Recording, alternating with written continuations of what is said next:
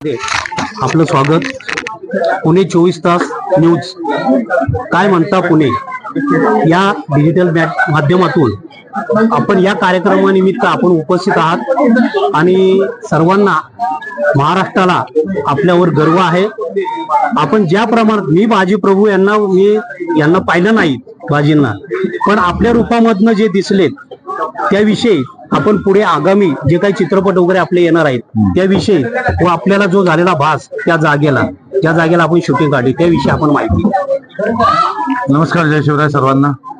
सर्व digital platforms साठी मी आज इथे आलेलो आहे टिळक रोडला महाराष्ट्र साहित्य परिषदेच्या या हॉलमध्ये. आज परभणा फाउंडेशनचे गणेश चप्पलवार पण आहेत दत्ता माझ्याबरोबर आणि आमचे मित्र आहेत पंकज चव्हाण. त्यांनी आम्हाला एक प्रेमळ विनंती केली की तुम्ही या कार्यक्रमाला याल का. मला असं वाटतं की थोडा वेगळी वाट निवडलेली आहे गणेशजींनी आणि त्या निमित्ताने हे 6वं वर्ष आहे या पुरस्कारांचं आणि वेगवेगळ्या क्षेत्रातली लोक त्यांनी निवडलेली आहेत पुरस्कार देण्यासाठी.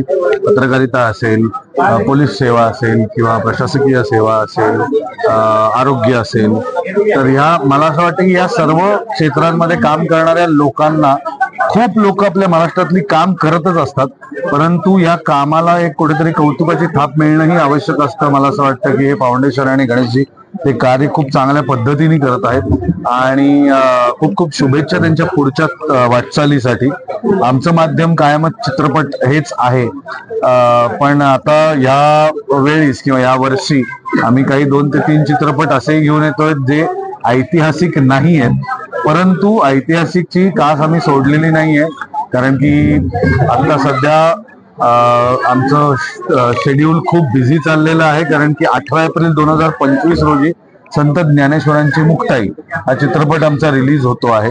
त्यात चांगदेव महाराजांची भूमिका करण्याचं भाग्य माझ्या पदरी आहे. त्यामुळे हा चित्रपट पुन्हा अशासाठी की 84 वर्षांनंतर हा चित्रपट पुन्हा एकदा लोकांच्या भेटीला येतो. याच्या आधी हा चित्रपट ब्लॅक अँड व्हाईट स्वरूपात आपण प्रभातचा बघितलेला आहे, जो आहे युट्यूबवर अवेलेबल आहे. पण 84 वर्षांनंतर पुन्हा एकदा ज्ञानेश्वर माऊलींची त्यांचं चरित्र आणि त्यांचं कार्य आणि आई मुक्ताईंची त्यांना मिळालेली साथ, हे थोडक्यात सांगायचं तर त्या चित्रपटामध्ये लोकांना जे जे काही माहिती होतं, म्हणजे माऊलींनी भिंत चालवली असे म्हणा किंवा वेद जे म्हणवले गेले पैठणच्या धर्मसभेत, तर हे सगळे प्रसंग तसेच्या तसे चित्रित झालेले आहेत. चित्रपट खूप चांगला झालेला आहे आणि आता लवकरच त्याची गाणी सुद्धा प्रेक्षकांच्या भेटीला येणार आहेत. खरं तर हा एक म्युझिकल चित्रपट म्हणून धरायला हरकत नाही, कारण जवळजवळ 12 ते 14 गाणी आणि एक मिडली या चित्रपटामध्ये आहे. संजीवन समाधीचा तर आपल्या सर्वांसाठी खूप मोठा तो सोहळा आणि अत्यंत भावनात्मक सोहळा आहे.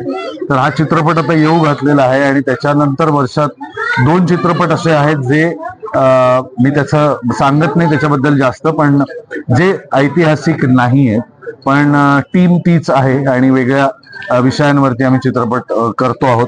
परभणा फाउंडेशन बद्दल काय वाटतं? मी आता म्हटलं त्याच्याच बद्दल मी बोललो ना आता, की हे काम जे आहे ते फार चांगलं चाललेलं आहे आणि असे पुरस्कार त्यांनी द्यावेत आणि ते पुढचे अनेक वर्ष देत राहावेत, असंच मी त्याच्याबद्दलच त्यांना शुभेच्छा दिली. मला असं वाटतं अजून काही तुम्हाला प्रश्न विचारायचे असेल तर सांगा.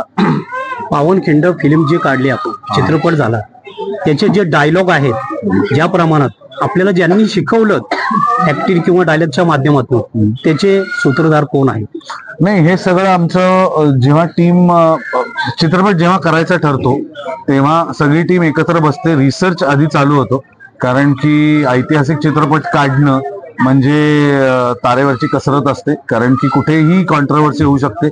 पण आमच्या 5 चित्रपटात कधीही कॉन्ट्रोवर्सी झाली नाही. अगदी छावा चित्रपटाच्या बाबतीतही काही अंशी ती झाली, पण आमच्या चित्रपटांबद्दल कधीच कॉन्ट्रोवर्सी होत नाही. याचं कारण आमच्याकडे सबळ पुरावा असल्याशिवाय आम्ही तो चित्रपटात मांडतच नाही. आणि ज्यांच्याकडे दुसरा पुरावा आहे किंवा त्याच्यापेक्षा काही वेगळं मत असेल तर आम्ही सरळ त्या माणसांना सांगतो, तुमच्याकडे जी कागदपत्र आहेत ती घेऊन या आणि त्या पुराव्यावरती जर आपल्याला विश्वास बसला, तो पुरावा जर ऑथेंटिक वाटला तर डेफिनेटली त्याचा विचार केला जातो.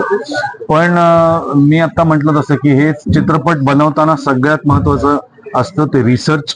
जो काही विषय निवडलेला आहे त्याची संपूर्ण माहिती महत्वाची असते आणि त्याच्यानंतर त्या चित्रपटाचं शेड्यूल ठरतं. सगळ्यात महत्वाचं असतं हा चित्रपट रिलीज करणं.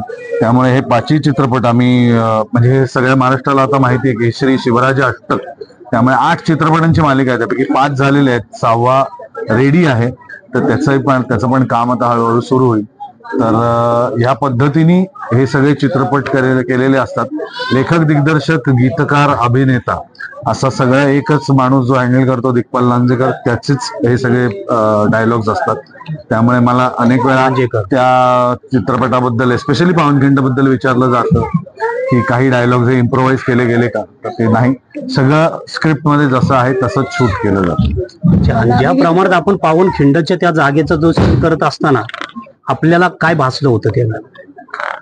असे प्रसंग खूप कमी असतात की अशा वेळेस मला निर्माण झाला होता एक थोडा वेळ तो भास की बाजींचं जेव्हा मृत्यूचं ज्या दिवशी चित्रीकरण करत होतो आम्ही, तेव्हा शूटिंग संपल्यानंतर इथे नसरापूरलाच आम्ही खाली शूट करत होतो, आम्ही राजगडच्या पायथ्यालाच.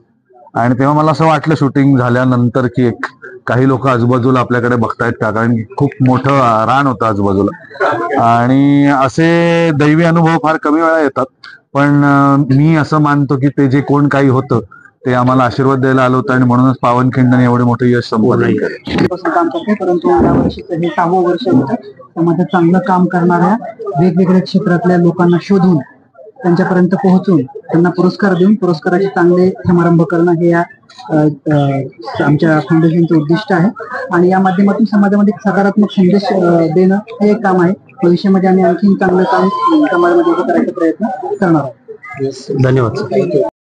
पावनखिंड या चित्रपटामध्ये आपल्या सरांनी, अजय पुरकर सरांनी जो भूमिका घेतली आहे, बाजी सरांनी याची, जे खूप महान व्यक्ती होऊन गेलेत, ज्यांनी डायलॉग सांगितलं होतं त्यावेळेला लाखांचा